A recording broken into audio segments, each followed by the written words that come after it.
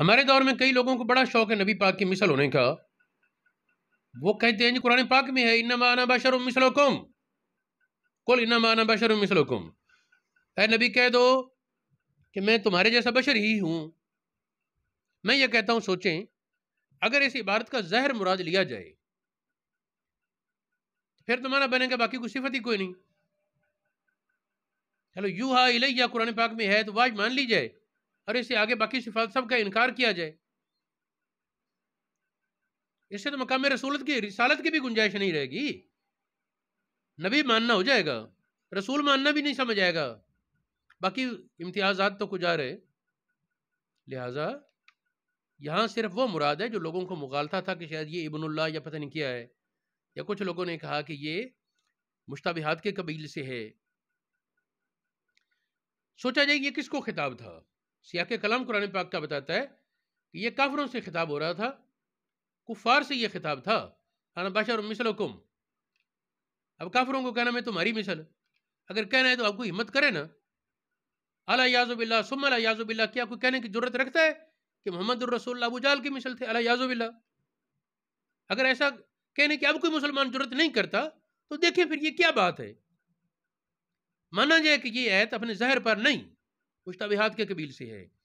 پھر دیکھیں حضور علیہ الصلوۃ والسلام نے اپنے صحابہ کو ابو بکر صدیق, عمر فاروق, عثمان غنی, علی مرتضی اور دیگر صحابہ کو کیا کہا.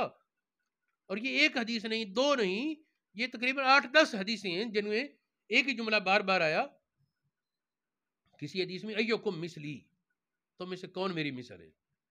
یہ حدیث بخاری شریف اور مسلم شریف میں موجود ہے. یہ مضمون حضرت ابن عمر, ابو سعید خدری, ابو ہریرہ, حضرت انس, حضرت ابو ایوب انصاری کی بیوی ام ایوب اور کئی اور صحابہ سے منقول ہے. بعض حدیثوں میں یہ عبارت ہے لستو کا احدکم, میں تم میں سے کسی جیسا نہیں. یہ حدیث مسند احمد بن حنبل میں ہے, بخاری شریف میں ہے, امام نسائی کی سنن کبریٰ میں ہے, ترمذی شریف میں ہے, سنن دارمی میں, ابن خزیمہ میں, طبرانی کے معجم کبیر میں, شرح معانی الاثار میں موجود ہے. بعض حدیثوں میں یہ عبارت ہے لستو کا حیاتکم, میں تمہاری حالت کی طرح نہیں ہوں.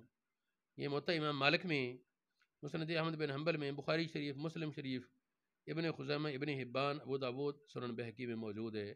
ایک روایت میں انی لستو مثلکم ہے, یہ بھی بخاری شریف, مسند احمد بن حنبل, ابن حبان اور دیگر کتابوں میں موجود ہے.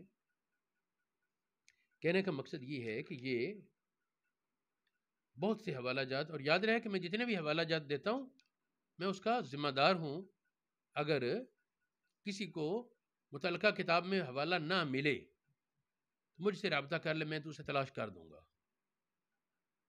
اللہ رب العالمین ہم سب کو صحیح معنوں میں اسلام کی خدمت کی توفیق عطا فرمائے.